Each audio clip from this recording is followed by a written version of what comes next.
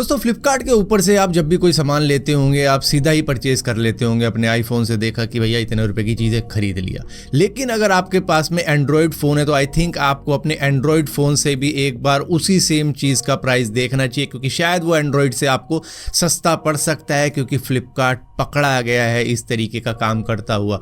दरअसल एक यूज़र को लेना था मोको 12 सूटकेस, और उस सूटकेस का प्राइस उसने अपने आईफोन से चेक किया जहां पर 4,799 रुपए का दिख रहा था। लेकिन इसके दिमाग में आया कि चलो देख लेता हूँ, एंड्रॉयड फ़ोन से भी देख लेता हूँ। लेकिन वहाँ पर क्या देखने को मिलता है कि 4,119 रुपए का है वो सूटकेस। तो यहाँ पर प्राइस में एंड्रॉयड और आईफोन में 680 रुपए का डिफरेंस है। तो यहाँ पर तो भैया एक तरीके से आईफोन यूज़र्स के साथ में चीटिंग ही हो रही है कि जो चीज़ एंड्रॉयड यूज़र को इतनी सस्ती मिल रही है वो आईफोन यूज़र को महंगी मिल रही है। क्या आईफोन यूज़र अमीर होता है क्या, इसलिए ये सारी चीज़ें की जा रही है, या फिर एप्पल वाले 30% कमीशन लेते हैं इन ऐप परचेज से, इस वजह से ली जा रही है। तो यहाँ पर क्लियर नहीं है बातें, लेकिन जिस तरीके की भी ये प्रैक्टिस चल रही है बिल्कुल ही गलत है, अनफेयर है कस्टमर्स के साथ में। चाहे एंड्रॉयड का हो चाहे आईफोन का हो, प्राइस सेम होना चाहिए और लोएस्ट प्राइस होना चाहिए। अगर एंड्रॉयड यूज़र को 4,119 रुपये में चीज़ मिल रही है तो उसको भी 4,119 रुपये में ही मिलनी चाहिए जिसके पास में आईफोन है। ऐसा नहीं होना चाहिए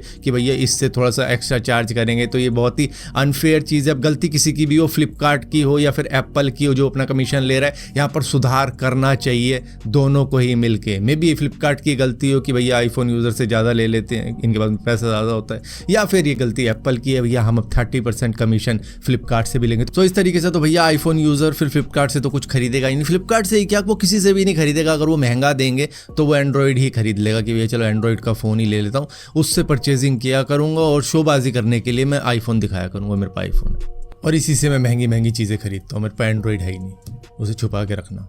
दोस्तों आपको बड़ा अच्छी तरीके से याद होगा जब 2022 के वक्त में एलॉन मस्क ने ट्विटर को बाय किया था, तो उन्होंने उसको बाय करने के ठीक बाद ही सबसे पहला काम पराग अग्रवाल को निकालने का किया था, जो कि उस वक्त में ट्विटर के सीईओ हुआ करते थे। इनके कॉन्ट्रैक्ट में लिखा गया था कि अगर इनको बीच कॉन्ट्रैक्ट से निकाला जाता है तो इनको करीबन 128 मिलियन US$ के समथिंग में मिलेंगे पैसे। लेकिन इनको वो एलॉन मस्क ने नहीं दिए कि भैया तेरे से जो होता हो वो कर ले। जिसके बाद में ये सीधा US कोर्ट में चले गए थे, जहां पर इन्होंने सीधा एलॉन मस्क के ऊपर लॉसूट मारा था कि मेरे को इन्होंने कॉन्ट्रैक्ट के आधार पर जो पैसे मिलने थे, क्योंकि मेरा कॉन्ट्रैक्ट ऐसा था कि अगर मुझे बीच में से निकाला जाएगा तो मुझे इतने मिलियन US$ देने पड़ेंगे ट्विटर को। तो अब ओनर ये हैं तो इनको देने थे, लेकिन इन्होंने दिए नहीं। जिसके बाद में एलॉन मस्क ने कोर्ट से ये अपील कर दी कि भैया इस केस को ही डिसमिस किया जाए, क्योंकि अब ओनरशिप चेंज हो चुकी है, सारे पैरामीटर जो भी कॉन्ट्रैक्ट वगैरह थे सब चेंज हो जाते हैं यहीं पे, तो जिसकी वजह से हम इनको नहीं दे सकते पैसे। अब यहाँ पर US जज ने क्या कह दिया है कि एलॉन मस्क का जो डिसमिस वाला केस था कि भैया इस लॉ सूट को डिसमिस किया जाए, तो उन्होंने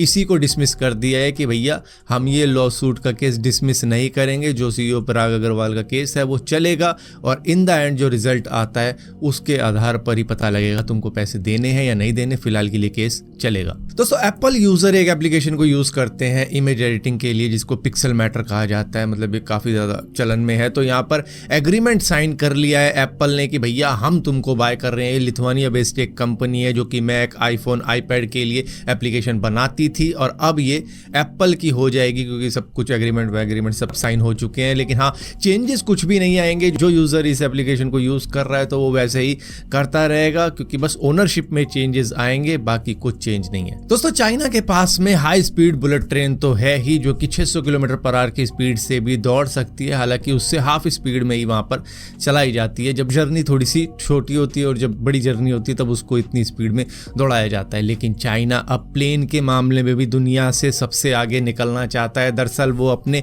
प्रोटोटाइप का टेस्ट कर रहा है, जो कि हाइपरसोनिक पैसेंजर एयरक्राफ्ट है, जिसके अंदर 70 पैसेंजर एक साथ बैठ सकते हैं। ये लंदन से न्यूयॉर्क की दूरी सिर्फ 2 घंटे में कंप्लीट कर सकते हैं और इसकी मैक्सिमम स्पीड आप इमेजिन भी नहीं कर सकते, 4,988 किलोमीटर/आवर की जा सकती है, यानी कि ऑलमोस्ट 5,000 किलोमीटर/आवर की स्पीड पर ये उड़ सकता है। तो इस तरीके का प्लेन ये बता रहे हैं कि 2027 तक ले आएंगे मार्केट के अंदर, और वो इन्हीं नॉर्मल एयरपोर्ट के ऊपर लैंड करेगा और उड़ेगा भी यहीं से, जहां पर इसकी स्पीड ऐसी होगी कि अब तक के बनाए गए सबसे तेज प्लेन से भी शायद ये डबल स्पीड का प्लेन होगा। दोस्तों 5 सितंबर 1977 के वक्त में नासा ने एक प्रोब लॉन्च किया था जो कि सोलर सिस्टम की स्टडी के लिए उन्होंने लॉन्च किया था और वो अब तक काम कर रहा था, लेकिन लास्ट मंथ नासा के इंजीनियर ने एक ऐसी कमांड उस पर भेज दी कि जिससे कि उसका कॉन्टैक्ट ही टूट गया। ये नई टेक्नोलॉजी का यूज़ कर रहे थे फिलहाल के लिए, लेकिन ये जो प्रोब था ये ऑलमोस्ट 47 साल पुराना है। तो मतलब कि इनकी टेक्नोलॉजी कितनी पुरानी होगी जब इसको लॉन्च किया गया था, मतलब हम तो उस वक्त में पैदा भी नहीं हुए थे।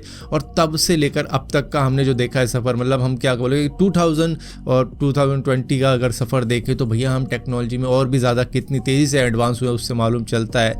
तो ये कितनी पुरानी टेक्नोलॉजी का यूज़ कर रहे थे, लेकिन उसको अपग्रेड किया गया था। लेकिन इन द एंड जब कमांड ऐसी भेजी गई कि कॉन्टैक्ट ही टूट गया, तो इनको 1981 की टेक्नोलॉजी पे स्विच होना पड़ा, तब जाके इससे वापस कॉन्टैक्ट हुआ, वरना इन्होंने कॉन्टैक्ट लॉस्ट कर दिया था 1 महीने तक।